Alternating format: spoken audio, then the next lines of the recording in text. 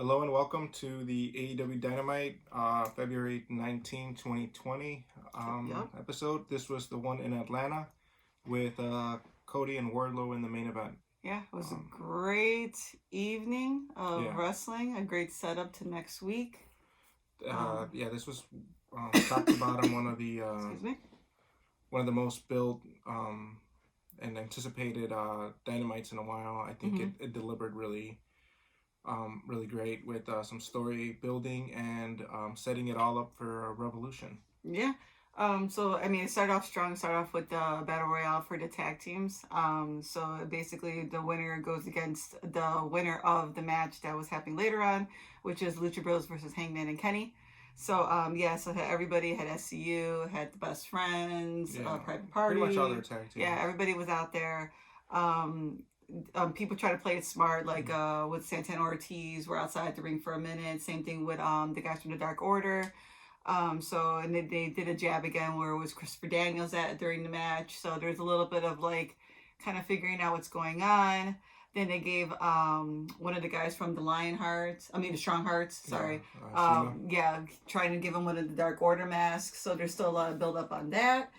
Um, Yeah, they teased about the Exalted One coming. yeah, and they had that one dude, like the spokesperson of the Dark Order. He was like live. I don't remember him seeing him live ever. He was always the guy in the videos and the vignettes, the younger white dude. And so yeah, he was in the arena. So I was just like, oh, he's a person. Is he relevant? Is he a wrestler? I'm kind of like curious to see what they're gonna do with him too. Yeah, But yeah, it's a little more interesting now. I think the Dark Order. I think they're going in a good direction with it.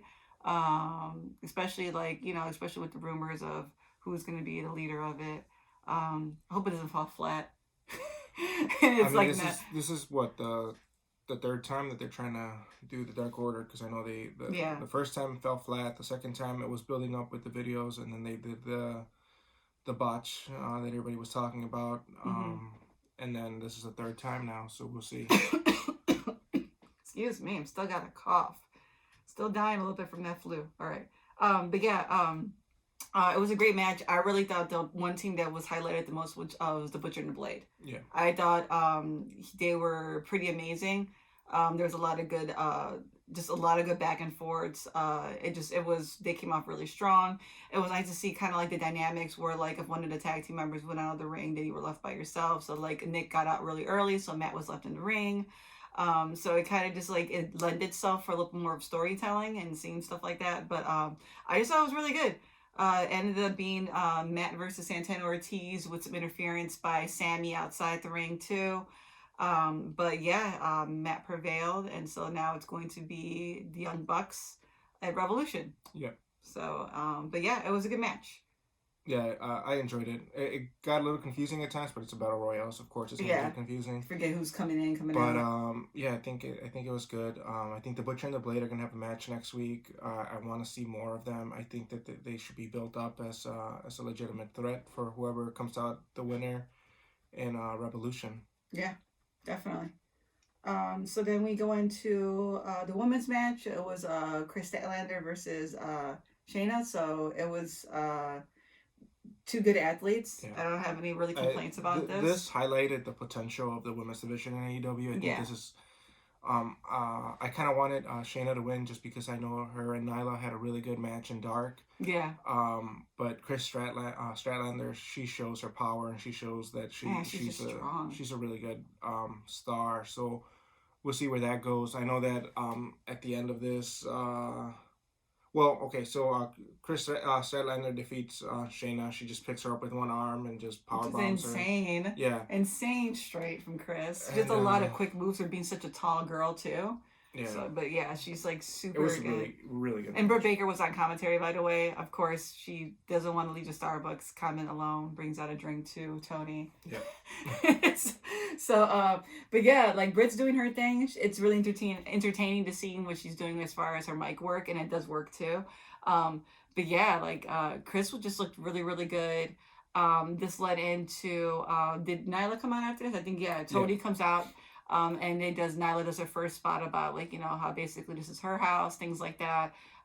She's the queen bee of the hive now. So like she did a really good cut a good promo, and then who comes out to kind of like challenge her and kind of puffed their chest out a little bit. It was Big Swole and Chris. Yep. So they're both coming out. Big Swole was kind of, I didn't expect her to come out a little bit, but she was talking crap on Twitter. If you saw, like, she was like, I left my catering plate to come out and congratulate you, but she didn't care. It's pretty funny, like, to actually follow these guys on Twitter, because it does kind of lead up, especially with women's division. I'm saying it's leading up a little bit more. Yeah, they're doing a lot more on Twitter and social back and media. forth. Yeah, because I think they know themselves that they don't have a lot of spots in Dynamite, so they've taken to themselves to build up dark and Twitter feuds. So yeah. So it'll be interesting where they go with Nyla, who will be the next contender. I hope it's not Chris right away, because Chris was recently the #1 contender, and she lost it to Riho. So, and it'd be a waste to have Nyla lose it so quickly too. So it's kind of like, so her and Big Swole will be a good first match. Yeah, it'll highlight Big Swole, and it wouldn't really hurt Big Swole as much. No, I don't think, because she hasn't been in the same position that Chris has been in. And we really never seen Chris get the chance yet to come back and actually get the belt shot that she kind of deserves, because there was a lot of interference in her match. But yeah, we'll see what happens with that. So then the Moxley Jeff Cobb match comes up, and then Jericho comes out. Of course, he has a ticket. Mm-hmm. It's a ticket. He's a fan. Can't say nothing to him. He has a ticket. He goes in and he's sitting with Sammy and Jake at ringside. There's a rumor that Jeff isn't signed. We were talking about somebody was saying that he isn't signed with AEW yet. He only has a short-term signing, so I don't think it's good for AEW to keep doing that, because pretty much you're giving the wrestler a lot of leverage. And then you're putting them out into your fans. And Jeff Cobb is an amazing wrestler, and I was really excited when I thought he was signed, but apparently he is not signed with he's AEW he's a literal like was it gun for hire? Yeah, he's like, because like they literally were saying like, we're not sure if he's going to be there, but like I said, this is what the rumor mills have. I hope it's not true, because this is how we lost Mercedes Martinez. This is how I feel about Mercedes Martinez. Like, she came out in AEW during the Battle Royale, and next thing you know, she's in NXT. And they've did a couple of spots, but once again, it's like, are they just grabbing people because they don't want AEW to have them? What are they really going to do with them? As you can tell right now with NXT, Jeff would be something that McMahon would love. Yeah. I mean, he has the makeup of things he likes, but it just goes back to like the storyline to NXT right now. There really isn't a lot of space for new people too. At the same time, they have a lot of people in the Performance Center too. And they're not even utilizing people, like Chelsea, so it's just kind of like, for the women's division, for me, going into it, if I was a wrestler, I will look for somewhere where I can kind of have a clean slate. I don't have to worry about too much competition and too many bigger names. I mean, we have Charlotte coming down to NXT. It's going into, I know, a whole different thing, but it kind of makes sense what we're saying with Jeff Cobb. It's like, you don't want to lose somebody to somebody else that has more money and it's a little more flashier deal. Because AEW can really benefit, especially the way Jericho's been using everybody in Inner Circle. Everybody's been thriving. Nobody's character has been lacking. Everybody, like Sammy has his own thing, and the Proud and Powerful have their own thing, and now Jake's having his own match against Dustin. But yeah, I really hope he signs. He was amazing. I think this match was good. It started off a little slow for me. For me, I thought it was like they were working their way through it, even though they've had history. I felt it was a little. Yeah. I don't know. I liked how it highlighted Moxley. I think they had to play off on Moxley being injured. Yeah, that's true. So he did get his butt kicked. But I mean, we've seen Cobb do way more better spots in ROH and New Japan. So like, this wasn't Cobb's best match, but I think they also had to make sure that Moxley doesn't get injured for Revolution, because he's been taking a lot. He's been doing a lot, and then the last time they were in Chicago, Moxley had to cancel, so I don't think they want that again. Do not cancel. We haven't really gotten our Moxley match, so this would be the match that we were hoping to get against, who was it, Kenny, right? Yep. Yeah, it's Kenny Omega. So look how that storyline progressed already away from that. But so Moxley picks up the win. Of course, Inner Circle comes out and they beat the hell out of him. But the lights go out, it goes dark, and then we see the one and only Darby Allin come out. As we all know, that he has the issues with Sammy. And yeah, he came out doing his thing. Dustin came out too and just went after Jake, and so it came a little bit more of a 3 on, was it 5 situation. Well, no, Proud and Powerful didn't come out, did they? No, it was just, it was still 4 of them. yeah, still 4 of them, especially with Cobb being on their corner. But yeah, and then Darby and Sammy, right? Revolution. Yeah, and AEW puts attention to detail. Darby had makeup where it still showed like a bruise on his neck. Yeah. Going back to when Sammy used the skateboard on Darby's throat and cost Darby's voice. So Darby's saying he's coming after Sammy's voice. Yeah, and then he did his little cue card trick that Sammy always does. Sammy hasn't done that in a while. Yeah, I know. But Darby did it, so and Darby did it a little bit better. Yeah, it was a little more violent in his message. But yeah, it's a good build up. It's going to be nice. I like how they still highlight how they have storylines for like their mid cards, and even though they don't highlight them all the time, there's still that connection that you see within the story. You don't have to keep on. And then it's storylines that you don't need a belt for. Like, so it's good. It's good to see that there's more to just the belts. Yeah, I'm hoping they do introduce a mid card belt, like at least by summertime. Yeah, but like I said, like you don't need a belt for your storyline because it takes away people, and this way you have so many stories going on in different levels that's interesting to see. Yeah, definitely. Yeah, like you said, I mean we have like Dustin versus Jake. That's no belt needed. Yeah. You know, then you have Sammy versus Darby, no belt needed. Who else? Do we have anybody else yet? No, nobody else, right? We have the tag team belts. Yeah, the Dark Order and SCU. There's no belt there. There's no belt there, yeah. Which we know that probably either be a buy-in type of deal, but still, it'll be a really good match, and there's a lot of emotion on there. Yeah. We'll see if there's actually a play on if there's like something with CD going on. So there will be a lot of emotions tied to that. So once again, good storytelling without having a belt. And then Shayna and Nyla had a feud for a couple of months without a belt involved. So, they do this a lot. And it's good to see. Yeah. So then we get into the tag team match, which is basically Kenny and Hangman versus the Lucha Bros. Winner goes against the Bucks now, Revolution. This match was amazing. Yeah, this was the match of the night.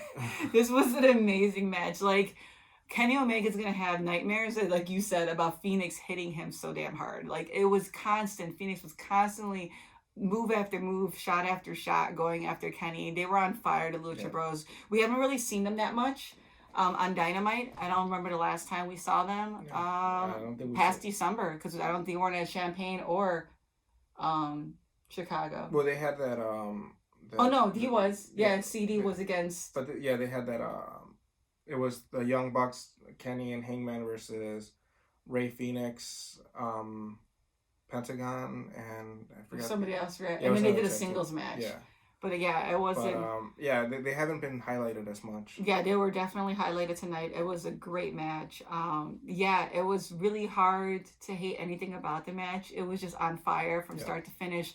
Kenny and Hangman are looking better and better as a tag team, which breaks my heart if they're gonna lose the tag team, because Kenny and Hangman do retain their titles. Of course they were.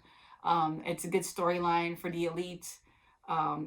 Is there going to be a backstabbing? You know, is Hangman going to walk out on Kenny? Are they going to let them lose? Or is he going to do something dirty and cost Matt and Nick the belts? And Kenny will be some sort of conflicted.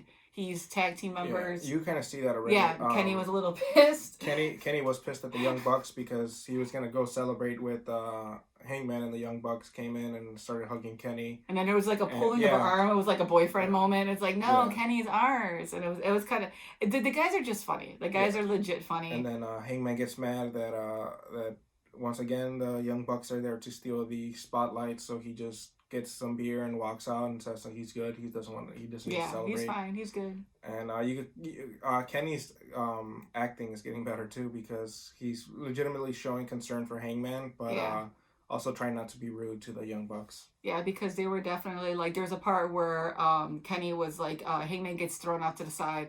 Kenny is getting his ass whooped by both Pentagon and Phoenix. And then when Hangman comes back, he's screaming for Kenny, telling him to hurry, Kenny. And then, you know, Kenny in his fashion being dramatic points and then rolls, because he has to roll, and then tag Hangman in. But it gave a dynamic where, like, he was there for his tag team partner, and Kenny was responding to that. So it's like, I don't know, it'd be interesting to see the demise of the Elite. They might actually, who knows, maybe they do beat the Young Bucks. Yeah. I mean, the Young Bucks are really good in the chase. They're gonna get the belt sooner or later. Of course they are, because they're the Bucks and they are good. But is it the time yet? Is it what the crowd wants? I mean, people are loving Hangman right Yeah. now, and they're loving the Hangman Kenny Yeah, duo, the Hangman Kenny storyline is doing a lot for the tag team belts too. especially Hangman and Um, Kenny take AEW. They did their little skit. That was amazing. So like, yeah, I mean, I don't know. I don't know. we'll see what they What do you think? decide in 10 days. What do you think is gonna happen? Um, Or do you want to wait for next week? We'll do our well, recap on yeah, we next could week. do it next week. See what BT has Yeah, in store. yeah. Yeah. We could do it next week. See where the storylines go, and then we'll do our Revolution pre-show. Yeah. But yeah, so they pick up the win. So like we said, Bucks against the other part of the Elite for Revolution, and then they cut into a video package with highlights. Wicked Cool Toys is coming out with the AEW Yeah. toy line, which is so cool because like the articulation on the toys Yeah, is very really detailed. nice. I mean, like Jericho looks like he's screaming. Yeah, they put a And the lot of Kenny toy detail was into good. the figures. They showed what? They showed Cody, Brandy, The Young Bucks, Kenny, Kenny, and and Jericho. yep. That was it. Yeah, Yep. for right now. Yeah, it's a Jericho. Yeah. So then, but yeah, they look really cool. I think they said summer of 2020. I think that was what was announced. Yeah, we're gonna have to make room for those. Gonna have to get them. I've never owned a wrestling toy. No, I used to. No, I I've used to always have, just like grabbed them from my cousins, but I never owned one. I always, I mean, does the stretch one count? He's kind of Yeah, like a I wrestler, guess so. right? Yeah. He's a wrestler. What's it called? Stretch Armstrong, isn't it? I Yeah. think it's Stretch You know Armstrong. which I always wanted the Wrestle Buddies where they used to talk. Yeah, Yeah, I always wanted the those. Wrestle Buddy. I wanted the Undertaker one. I wanted the Macho Man one. The Macho Man was pretty cool too. Okay, anyways, all right. we're children. So then, yeah, they go into a vignette where they show, once again, the Pac Omega match, 30-minute Iron Man match for next week. They also mention the Best Friends are going against the Butcher and the Blade. Were announced for next week. Yep. The video package happens for the Cody Wardlow match and the MJF match leading up to Revolution if he were to win. And then that sets up the main match, which was the cage match against Cody versus Wardlow, which was good. Yeah. Yeah. Again, Cody. People might not like Cody. They might not think he's the best technical wrestler. Boy has a heart, man. You can't take it away. He's a storyteller. He's the heart and of AEW. The way that that match played out, it's old school wrestling. So if you're one of those people that keeps on crapping on AEW because they're spot fest and all stuff, Cody is the anti AEW. He's not a spot man. No, he's old school grappling, storytelling in the ring. There was so much drama in this. Hearts out to Brandy. Brandy always has to see him. Every time she's ringside, that boy is always bleeding. Spoiler alert, he's bleeding. Yeah. But he's good.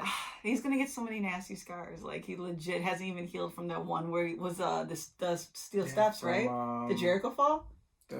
What was the last? Yeah, that was the pay-per-view. Yeah, right. He fell. Full Gear. Yeah, he fell in the thing. It was with Jericho, and then the other one was the Sean Spears chair, and then he did bleed at one point. I forgot in what match. It was like a random bleeding. Then he was bleeding against Dustin. The one with Dustin. Yeah. But it was one after that. It was like a smaller match, but somehow he still ended up bleeding. That cut. That Full Gear. What was it? 14 stitches. Yeah, he has like a Star Trek emblem going down on his forehead. It has not sealed correctly, so. Yeah, he just needs to tape that up or something when he wrestles. Keeps on busting open. Yeah, but yeah, he opened up. Wardlow looked great too. He looked like a powerhouse. Yeah, Wardlow's intimidating. You could tell that he's still getting his. He's not as experienced in the ring, so you could kind of see it still. A little bit, yeah. But he looks intimidating as hell, and I think he's he sold a lot of the marks. He's a good big guy for AEW to have, and I want to see more of him. So we'll see. I want to see a Jake Hager him match. I think that'd be nice. Or a Cobb, if they actually sign Cobb, that'd be a good match. Yeah, him pound for pound versus Dustin or Luchasaurus also. Oh, yeah, that'd be good. Yeah. Oh, Luchasaurus has some good spots in that battle royale too. Come back to Lance that. Archer.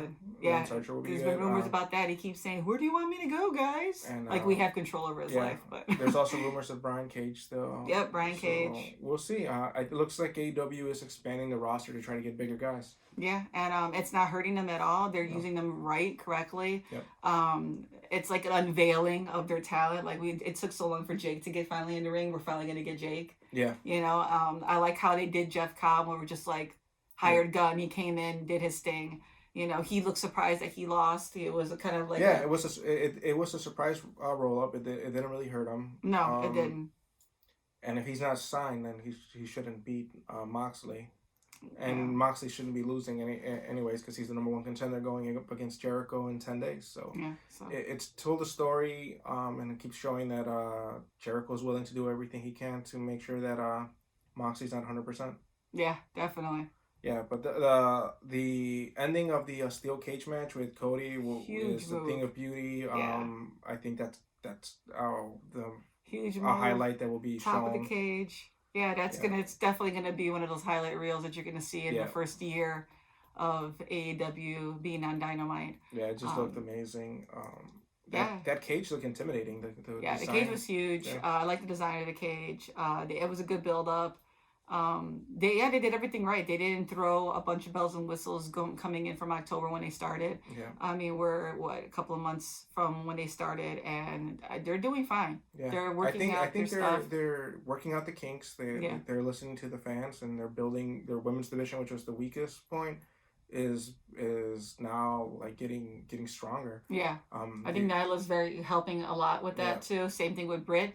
It's not always about the in-ring, it's about talking too. And if they need the girls to talk to get that in-ring chemistry and that story, they're doing it well. Yeah. So, I have a lot of faith in Nyla and Britt doing their thing. Same thing with Big Swole came out. I was appreciative of her coming out and doing that. Shayna's amazing. Yeah, and Chris is, she does her things too on Twitter, so everything's transitioning over. But it's interesting. It's gonna be good to see. Hopefully, we get some more Sadie Gibbs on Dynamite. She's the one that has. I want Penelope, man. Yeah. That's what I want, because that mixed match with her and Kip, man, that was some good stuff. But this was an amazing Dynamite. Definitely, it was almost like a pay-per-view in a way. A lot of the matches, especially in the tag team match, and then Cody's. But we will be back next week to do our take home to Revolution, which we will be at. Yep. Dressed up as I will be Chun-Li. We'll be by the ramp. You're gonna dress up maybe? We don't know yet. We don't know yet. But we'll be by the ramp. Got some good seats. Looking forward to it. We'll give you guys some photos of us going to see E2. We'll be around during the weekend. We might meet some wrestlers, not sure yet. We'll see what we're gonna do. Yeah, we'll probably post some stuff. Yeah, we'll post some stuff. Instagram, Twitter. So follow us, Beat 'em Up Wrestling. Definitely give us a follow. If you want to follow our private pages too, I'm Paige DeMage on Twitter, and you have Mr. Gallivan on Instagram. That's about it, right? Yeah, same thing for both on Instagram and Twitter for me. But just follow us, like us, share, retweet. Thanks, guys. We'll see you next week.